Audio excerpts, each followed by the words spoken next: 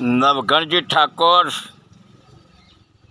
વિક્રમભાઈ ઠાકોરે જે સ્નેહ મિલન સમારંભ રાખ્યો હતો તેમાં આપ બહુ જબરજસ્ત જોશભર્યું આક્રોશભર્યું ભાષણ આપી રહ્યા છો।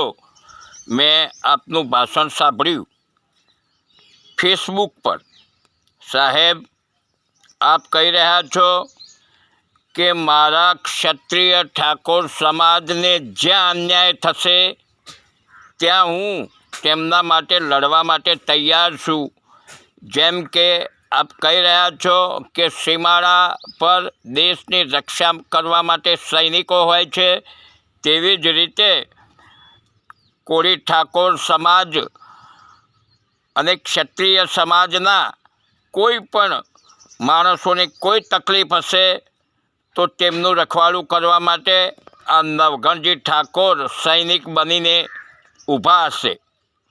નવઘણજી ઠાકોર તમારા પહેલાં પણ એક સેનાપતિ આવ્યા હતા, જે ઠાકોર સેના બનાવીને આવ્યા હતા, અને તે પણ તમારા જેવી જ જબરજસ્ત વાતો કરતા હતા, તમારા કરતાં પણ મોટી વાતો કરતા હતા।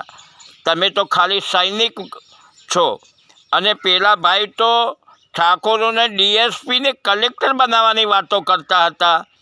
પરંતુ જ્યારે તેમને હોદ્દો મળ્યો, ઠાકોરોના ખભે પગ મૂકીને ઉપર જઈને બેસી ગયા છે અને ઠાકોરને ભૂલી ગયા છે। નવઘણજી ઠાકોર તે પણ મોટી વાતો જ કરતા હતા, પૂરી ઠાકોર સેના બનાવીને આવ્યા હતા અને ઠાકોરો માટે લડવા તૈયાર હતા, પરંતુ અત્યારે ક્યાંય દેખાતા નથી। ઠાકોરોને ગમે તેટલા અન્યાય થાય તો પણ તે ક્યાંય દેખાતા નથી। નવઘણજી ઠાકોર, તમે કહી રહ્યા છો કે ઠાકોર ક્ષત્રિયને ક્યાંય અન્યાય થતો હશે તો હું સૈનિક બનીને લડવા માટે તૈયાર છું। તો નવઘણજી ઠાકોર, જો તમે સૈનિક બનીને લડવા તૈયાર હોય ને તો હું તમને બતાવું કે ઠાકોરોને ક્યાં ક્યાં અન્યાય થાય છે।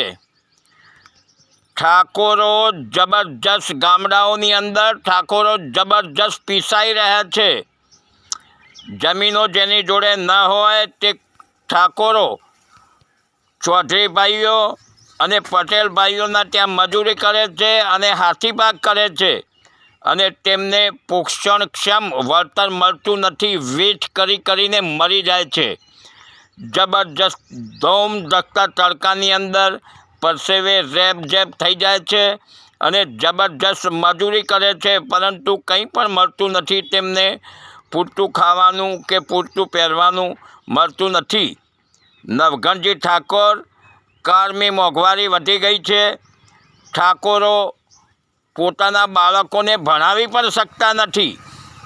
તો નવઘણજી ઠાકોર, તો જો તમે ક્ષત્રિયો અને કોળી ભાઈઓના સૈનિક હોય તો આ ઠાકોરો જે અત્યારે ગુલામી કરી રહ્યા છે ચૌધરીભાઈ અને પટેલ ભાઈઓના ત્યાં, અને તેમના બાળકોને ભણાવી પણ નથી શકતા, તેમના માટે કંઈક વિચારો।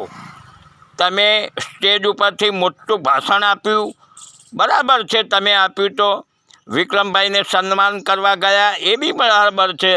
વિક્રમભાઈને અન્યાય થયો હતો, તેમને ન્યાય અપાવવો જોઈએ, તે પણ બરાબર છે। હું માનું છું કે કોઈ ઠાકોરને અન્યાય થાય તો ન્યાય અપાવવો જોઈએ, પરંતુ અહીં ગામડાઓની અંદર હળહળતા અન્યાય થઈ રહ્યા છે ઠાકોરો સાથે। તમે ઉપર છો, નીચે નજર નાખો, ગામડામાં આવો। તમે તમારા ગામની અંદર તો પટેલ કે ચૌધરી છે નહીં, તમને ખબર નહીં હોય, પરંતુ તમે મહેસાણા જિલ્લાની અંદર અને બનાસકાંઠા જિલ્લામાં ઘણી બધી જગ્યાએ ચૌધરી ભાઈઓ અને પટેલ ભાઈઓ ઠાકોરોનું શોષણ કરી રહ્યા છે। ઠાકોરોને તેમાંથી બહાર કાઢો, તેમના બાળકો ભણે તેવું કંઈક વિચારો, અને આ કાળઝાળ મોંઘવારી જે છે ને પ્રજાની માથે, તેમાં તમામ પ્રજા પીસાઈ રહી છે, ખાલી ઠાકોર જ નહીં। તો તે મોંઘવારી દૂર થાય તેવું કંઈક કરો સૈનિક સાહેબ। તમે સૈનિક છો તો મોંઘવારીમાંથી બહાર કાઢવાના કંઈક રસ્તા શોધો। અમે તમારી સાથે છીએ, તમે જ્યારે કહેશો અમે આવી જઈશું અને અમારા બલિદાનની જરૂર હશે તો પણ અમે આપીશું, પરંતુ અમને મોંઘવારીમાંથી બહાર કાઢો. નવઘણજી ઠાકોર સાહેબ, મારી સમજણ મુજબ મેં આપની સામે આ વાતની રજૂઆત કરી છે. આપને જો યોગ્ય લાગે તો બરાબર છે, અને સાંભળવાવાળા ભાઈઓ તમને પણ જો સમજાય તો બરાબર છે મારી વાત. તમને જે યોગ્ય લાગે તે મને કોમેન્ટમાં જણાવશો.